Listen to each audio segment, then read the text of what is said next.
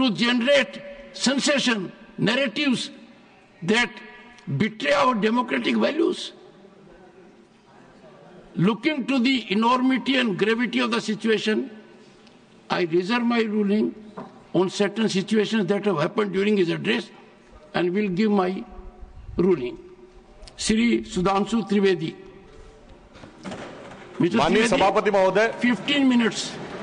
माननीय सभापति महोदय, अभी इस सदन में हमारे साथी गोखले जी द्वारा जो भारत के उस राज्य को रिप्रेजेंट करते हैं जो फाइन आर्ट्स और गरिमा में अपना एक उच्च स्थान रखता है, जिसे बंगाली भद्र लोक कहा जाता है, परंतु आज उस इनिशिएशन के साथ मुझे लगता है उस भद्रता के साथ जो क्रूर मजाक हुआ है उसके ऊपर बात करते हुए मैं पीड़ा के साथ अपना निवेदन प्रारंभ करता हूं। आज हम गृह मंत्रालय के विषय में चर्चा के लिए एकत्र हुए हैं और हमारी सरकार 26 मई 2014 को आने के बाद गृह मंत्रालय की टोन एंड टेनर में क्या परिवर्तन आया, इसे मैं सिर्फ दो वानगी में बताना चाहता हूं।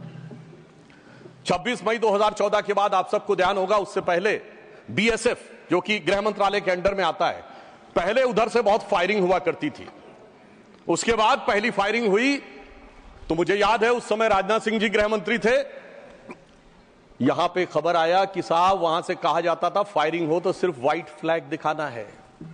आपको पता है कि उस समय गृह मंत्रालय से संदेश गया बीएसएफ के डीजी को कि अब ये मोदी की सरकार है, अब व्हाइट फ्लैग नहीं दिखाया जाएगा, फायरिंग के ऊपर 4 गुना फायरिंग का जवाब दिया जाएगा। और आप सबने देखा होगा पिछले 10 सालों में सीमा पर फायरिंग में शांति आ गई है। दूसरा उदाहरण देना चाहता हूं, जब हमारी सरकार आई 26 मई 2014 को, उस समय अभी आईबी का उल्लेख हुआ जो गृह मंत्रालय में आती है, इंटेलिजेंस ब्यूरो, उसके चीफ श्री आसिफ इब्राहिम थे जो कांग्रेस पार्टी के शासनकाल में आईबी चीफ बने थे। वैसे तो हम किसी भी अफसर को धर्म जाति के आधार पर नहीं देखते, पर उस समय इस बात का प्रचार किया गया था कि देखिए एक मुस्लिम अधिकारी को आईबी का चीफ बनाया गया। परंतु आज तक का भारत का इतिहास है, जब कोई सरकार बदलती है तो आईबी चीफ 1 महीने से ज्यादा नहीं रहता है।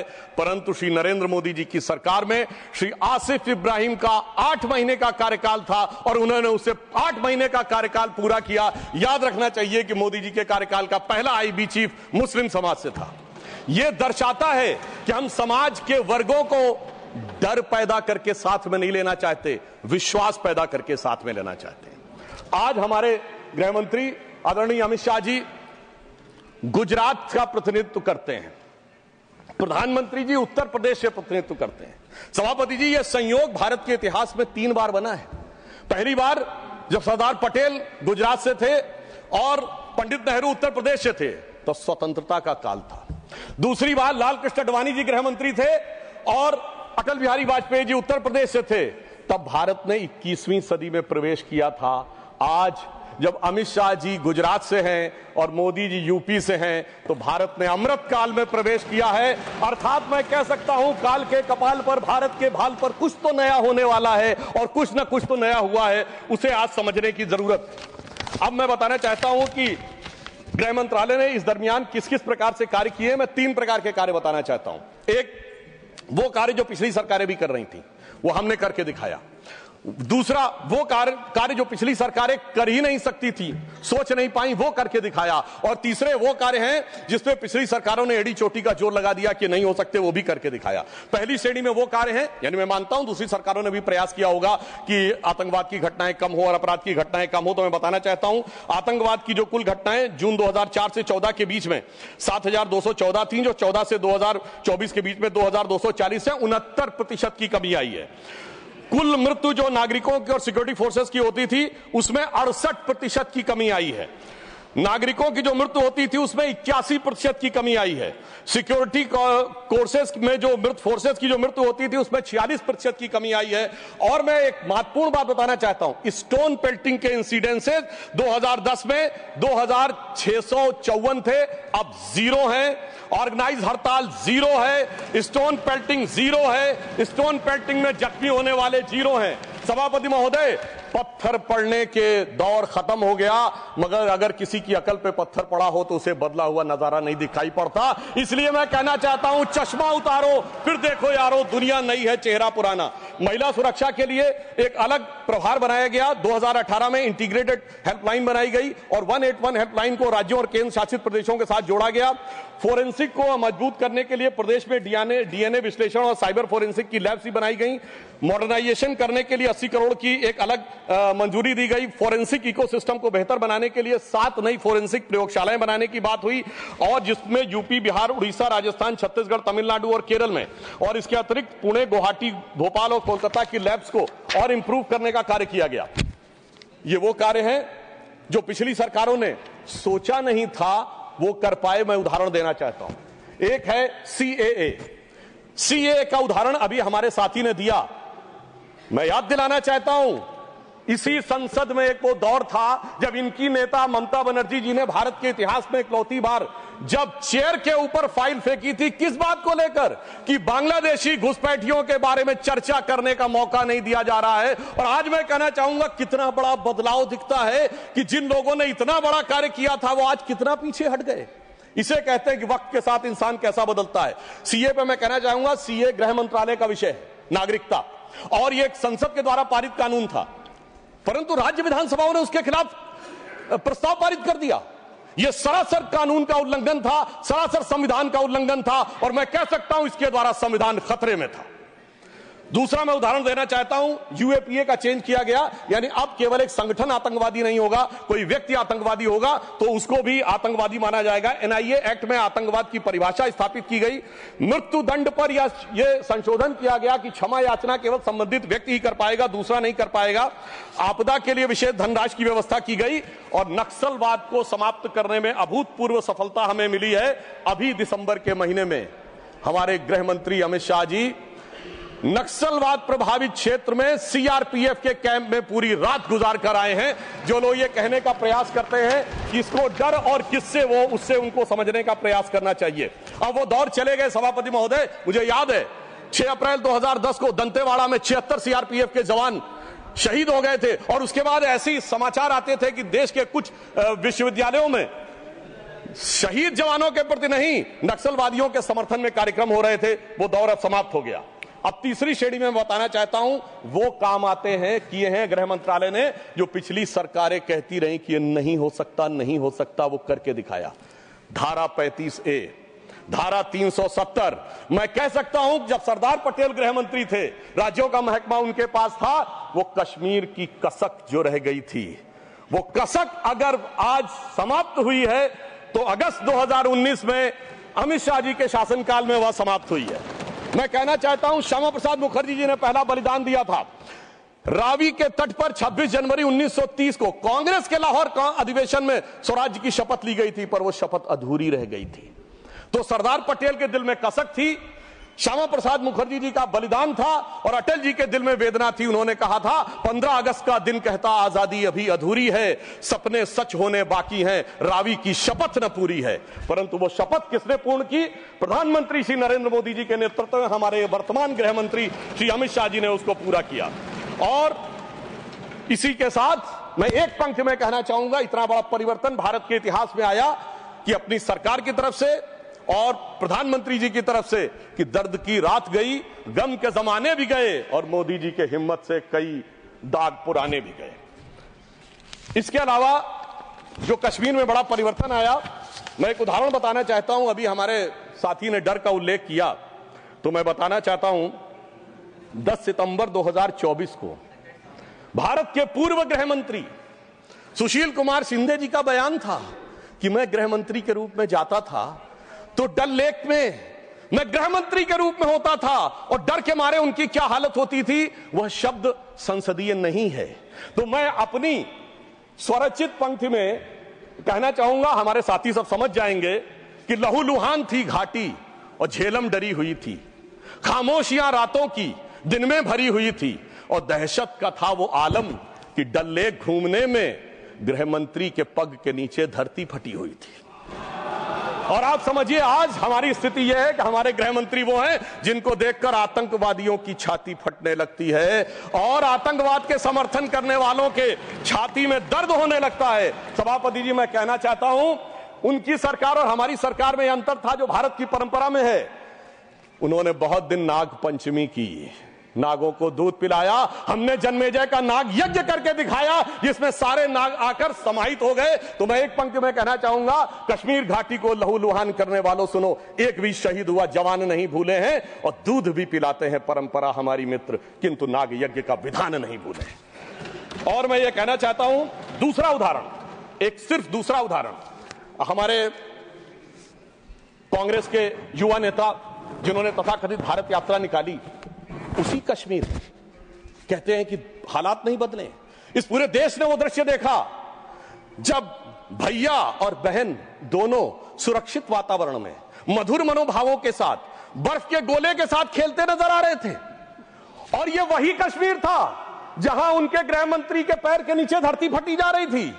इतना बड़ा बदलाव भी दिखाई नहीं पड़ता। मैं पूछना चाहता हूं मेरे भाई कि अगर आप ये कहना चाहते हैं वही कश्मीर था जहां ऐसा इसके झंडे दिखाई पड़ते थे, जहां पाकिस्तान जिंदाबाद के नारे दिखाई पड़ते थे, वहां पर अगर आरजी और पीजी दोनों एक साथ सुरक्षित थे, एसजी भी खुश रही होंगी, मुझे लगता है जीजा जी को भी खुशी का एहसास होना चाहिए। मैंने किसी का नाम नहीं लिया है। और इसके लिए गृह मंत्री जी को साधुवाद देना चाहिए कि कश्मीर में इतना बड़ा बदलाव देखने को मिला है। कम से कम इतना तो करना चाहिए। और मैं अपने साथियों से कहना चाहूंगा जो उनके नेता बोलते हैं डरो मत, हकीकत का सामना करो कि कितना बदलाव आया है, इसको स्वीकार करो, डरो मत। डरने का काम देश के विरोधियों के लिए छोड़ दो हमारी सरकार में। इसके अलावा हमारी सरकार के समय में इंडियन पैनल कोड को भारतीय न्याय संहिता के रूप में जो बदलाव किया गया वो एक महत्वपूर्ण बात है। परंतु मैं सभापति महोदय यह भी बताना चाहूंगा कि जब भी किसी चीज की तुलना हो तो तुलनात्मक होनी चाहिए। जब हमारी सरकार आई और गृह मंत्रालय का दौर आया तो उस जमाने में क्या अंतर था सिक्योरिटी में और आज क्या बड़ा अंतर है। राष्ट्रीय सुरक्षा सबसे प्रमुख दायित्व है। जैसा कि हमारे साथी ने कहा, लॉ एंड ऑर्डर तो स्टेट का सब्जेक्ट है, पर राष्ट्रीय सुरक्षा गृह मंत्रालय की बात मैं पूछना चाहता हूं। हमारी सरकार आने से पहले दिल्ली में धमाके नहीं होते थे क्या? मुंबई में नहीं होते थे? चंडीगढ़, गुवाहाटी, लखनऊ, फैजाबाद, जयपुर, नागपुर, हैदराबाद, कौन सा ऐसा शहर का जहां धमाके नहीं होते थे? चलती ट्रेन में धमाके, चलते बस में धमाके, लोकल ट्रेन में धमाके, और लिखा रहता था बस अड्डे पे धमाका, रेलवे स्टेशन पे धमाका, लिखा रहता था छूना नहीं धमाका हो जाएगा। मगर इसके बावजूद आज वो केवल दक्षिण कश्मीर के 4 जिलों तक सीमित हो गया है। इसके बावजूद इतना बदला हुआ नजारा नजर नहीं आता है। यह दर्शाता है कि कितना पूर्वाग्रह की दृष्टि है। और यह भी मैं बताना चाहता हूं, इस सरकार, पिछली सरकार के शासनकाल में जांच के अंदर किस प्रकार का कार्य हुआ, मैं 2 चीजों का उदाहरण देना चाहता हूं। समझौता एक्सप्रेस केस दुनिया के इतिहास का इकलौता केस होगा कि पहले वहां सरकार जांच कर रही थी कि पाकिस्तान ने कराया, अचानक यू टर्न ले लिया और तथाकथित हिंदू आतंकवाद पे आ गए। किस आधार के ऊपर? आरोपी के रूप में असीमा आनंद जी का जेल में इंटरव्यू। मैं पूछना चाहता हूं जेल में इंटरव्यू कैसे हुआ? बजाय इंटरव्यू लेने वाले पे कार्रवाई होने के पुलिस के सामने दिया गया बयान एडमिसिबल नहीं होता है और इंटरव्यू के आधार के ऊपर चेंज कर दिया। जबकि डेविड कोलमैन हेडली की तीसरी पत्नी फौजिया का अमेरिका में दिया इंटरव्यू है जिसमें सीधे सीधे उसने कहा कि यह पाकिस्तान का इन्वॉल्वमेंट था। दूसरा उदाहरण देना चाहता हूं, इशरत जहां केस। यह दुनिया के इतिहास में इन्वेस्टिगेटिव एजेंसी में एक अद्भुत उदाहरण होगा कि पहले भारत की आईबी और सीबीआई दोनों कह रही थी कि इशरत जहां आतंकवादी है, फिर अचानक सीबीआई ने स्टैंड चेंज कर दिया और कहा वो आतंकवादी नहीं है। मगर सभापति महोदय, आईबी चीफ कहते रहे कि वो आतंकवादी है। यानी ऐसा विचित्र उदाहरण था कि एक ही सरकार की 2 एजेंसी एक दूसरे के खिलाफ बोल रही थी। और जब हमारी सरकार आई और वो हलफनामा बदलने का आधार पूछा गया तो सभापति महोदय फाइल गायब थी। यह दर्शाता है कि सिक्योरिटी का किस प्रकार से मजाक उड़ाया गया। 26/11 का हमला हाफिज सईद ने कराया, यह इनकी सरकार मानती थी, मगर हमारे कई सम्मानित नेता उस तरफ बैठे जो कहते थे आरएसएस ने कराया। सिक्योरिटी का जिस प्रकार का मजाक इनकी सरकार में उड़ाया गया है, यह दर्शाता है कि वो सिक्योरिटी किस प्रकार की थी। मुझे समझ में नहीं आ रहा था कि वो लोग जो अपने जमाने में क्या कहते थे कि इशरत जहां बेटी है, याकूब मेनन की जुडिशियल किलिंग हुई है, अफजल हालात का मारा है, जाकिर नायक शांति का मसीहा है, ओसामा जी हैं, हाफिज साहब हैं। इस हालात के बाद क्या होना था? मैं पूछना चाहता हूं, ये डर के बोल रहे थे या प्रेम से बोल रहे थे? या आपकी मोहब्बत की दुकान के सरमाएदार थे या मोहब्बत की दुकान के खरीदार थे? और मैं सिर्फ अब 2 स्टेटमेंट कोट करना चाहूंगा उस सरकार की हालत के लिए। 20 जनवरी 2013 को तत्कालीन गृह मंत्री सुशील कुमार शिंदे जी ने जयपुर में वक्तव्य दिया कि आरएसएस के कैंप्स में टेरर ट्रेनिंग की जाती है, और जब सुषमा स्वराज जी ने आके सदन में पूछा, गृह मंत्री ने अपना बयान वापस ले लिया। सोचिए, इस प्रकार का मजाक भारत की सुरक्षा के साथ कभी सुनाई नहीं पड़ता। और 14 जुलाई 2011 को कांग्रेस के एक चिर युवा नेता जो चिर क्रोधित और चिर आक्रोशित रहते हैं, उन्होंने एक वक्तव्य दिया था, but terrorism is something that is impossible to stop all the time. यानी हमेशा के लिए आतंकवाद को रोकना मुमकिन नहीं है। सभापति महोदय, जिस सरकार का चाल चलन ऐसा था, उसके हालात में रोकना मुमकिन नहीं था, पर आज मोदी जी की सरकार है तो मोदी है तो मुमकिन है, वो हमने करके दिखाया। मैं दूसरा बताना चाहता हूं उदाहरण। एक दौर था जिस जमाने में 26/11 हमले के बाद से पहले 2007 में आंतरिक सुरक्षा के लिए नीति क्या थी? हवाना में जाके यह कहा कि पाकिस्तान आतंकवाद से पीड़ित देश है। यह भारत सरकार का ऑफिशियल स्टेटमेंट था।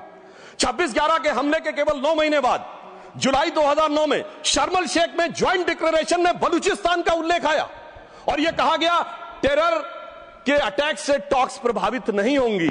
मगर सभापति महोदय, जो हमारी सरकार आई तो हमने कहा टेरर के साथ टॉक्स नहीं होंगी, और जब से मोदी जी की सरकार आई है हमने इस बात को बिल्कुल साफ साफ कर दिया है। और इसीलिए पिछले 11 साल ऐसे हैं जब कोई औपचारिक द्विपक्षीय वार्ता नहीं हुई। सभापति महोदय, क्योंकि जब से हमारे गृह मंत्री जी आए हैं, हालात में जानते क्या बदलाव आया है? उस जमाने में शांति के कबूतर उड़ा करते थे, अब गुरु गोविंद सिंह जी के बाज उड़ते हैं। और जिसे हम अपने लखनऊ की भाषा में कहते हैं कि अम्मा मियां वो दिन लद गए जब उस्ताद लल्लू खफाकते उड़ाया करते थे। और अब वो बदलाव ये देखने को मिला है। ये लोग तो वो हैं सभापति महोदय जिन्हें भारत इतना कमजोर चाहिए था, किसी संसद भवन की छत के ऊपर जो शेर बने हैं उसके लिए लोग गए थे कोर्ट में कि शेर ज्यादा आक्रामक दिख रहे हैं। यानी इन्हें शेर बिल्ली जैसे चाहिए थे, बिल्ली जैसे नहीं, भीगी बिल्ली जैसे चाहिए थे। परंतु शायद ये भूल गए कि हमारे प्रधानमंत्री जी और गृह मंत्री जी गुरु गोविंद सिंह जी से भी प्रेरणा लेते हैं, शिवाजी महाराज से भी प्रेरणा लेते हैं, महाराणा प्रताप से भी प्रेरणा लेते हैं। और उनकी तरफ से हमारी नीति के लिए कहना चाहूंगा कि मन में है धैर्य और तन में प्रचंड शौर्य, बन चंद्रगुप्त मौर्य प्रलय मचाएंगे।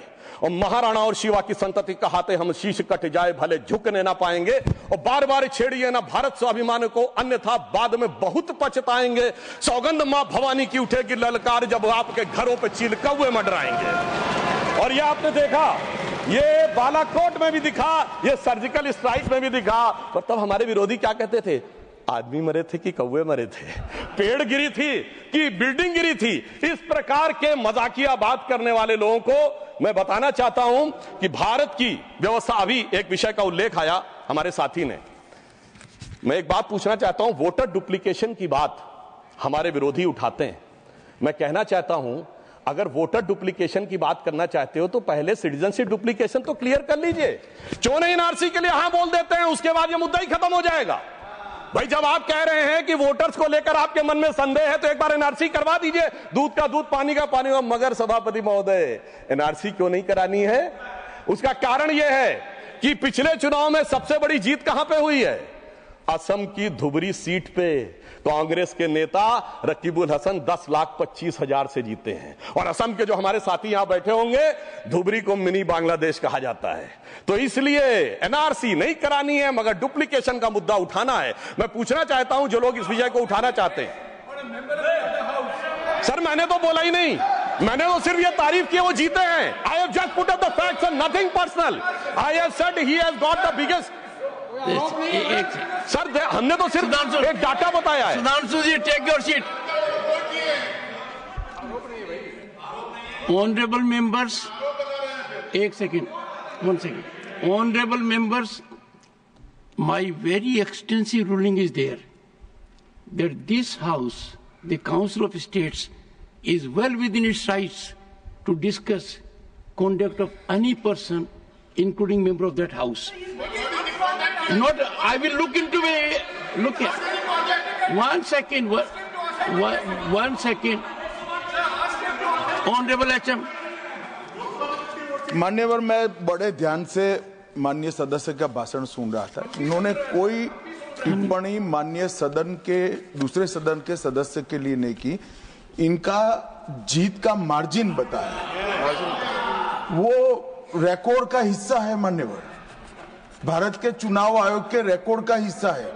और इसमें अगर थोड़ा ऊपर नीचे होता होगा 2-5 हजार, तो कल भाई लेटर देकर सुधार देना सुधांशु जी।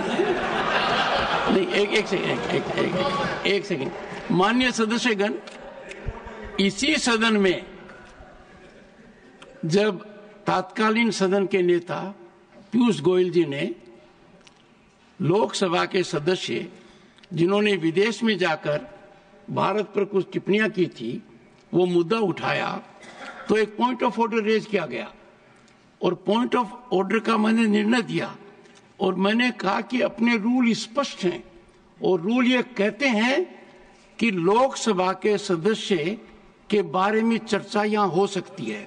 अंकुश एक है नियम में, नियम बहुत स्पष्ट है कि आप आरोप नहीं लगा सकते और आरोप लगाते हो तो सभापति को सूचित करो। मैंने बारीकी से तत्कालीन सदन के नेता पीयूष गोयल का बयान देखा, उन्होंने लोकसभा के सदस्य के बारे में जो कुछ कहा वो हूबहू लंदन में उन्होंने कहा और चूंकि वो भारत विरोधी था, as it is I have to give my ruling. Sudhanshu ji, you will conclude tomorrow. The House stands adjourned to meet at 11 a.m. Thursday, the 20th of March 2025, with one clarification from my side. When I was talking about jurisdiction, the jurisdiction was with respect to CBI and not IB.